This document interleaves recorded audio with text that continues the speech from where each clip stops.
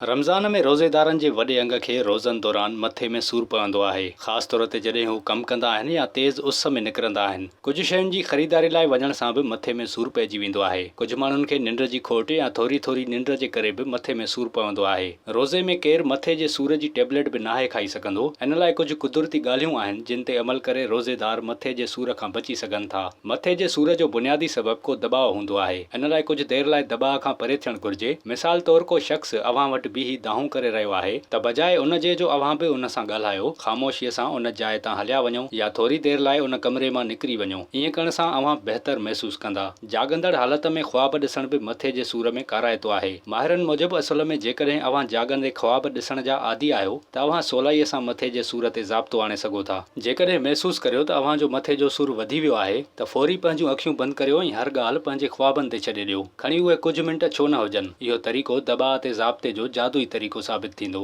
अव्हां जूं अखियूं मथे जे सूर जो सबबु बणिजी सघनि थियूं। जेकॾहिं अव्हां मथे जे सूर जो शिकार आहियो त पंहिंजी अखियुनि खे कंप्यूटर, लैपटॉप ऐं टेबलेट खां परे करे छॾियो। अक्सर मथे जे सूर जो इलाजु विंझण हूंदो आहे। नीम गरम पाणीअ सां विंझण सां फ़ाइदो थींदो आहे। कॾहिं कॾहिं मथे जे सूर जो इलाजु ख़ुशबूदार शयुनि जीअं अगरबत्ती या ॾीए में ख़ुशबूदार तेल विझी ॿारण सां बि थी वेंदो आहे। कॾहिं कॾहिं मथे ते मसाज या मालिश कराइण सां मथे जो सूरु ख़तमु थी वेंदो आहे। अव्हां कुझु देरि लेटी मसाज कंदा त अव्हां खे फ़र्क़ु महसूसु थींदो। घाटो साहु खणो ऐं पंहिंजे कंध खे साॼे खाॿे पासे मोड़े दाइरे में घुमायो। इन खां पोइ कुल्हनि ऐं पोइ पुठीअ खे हरकत ॾियणु शुरू करियो। हर वर्ज़िश खे 10 भेरा वरजायो। इन सां जिस्म खे आराम पहुचंदो, जंहिंसां मथे जो सूरु हल्को थी वेंदो या वरी ख़तमु थी वेंदो। विज़िट कयो अवामी आवाज़ मीडिया ग्रुप जी वेबसाइट awamiawaz.pk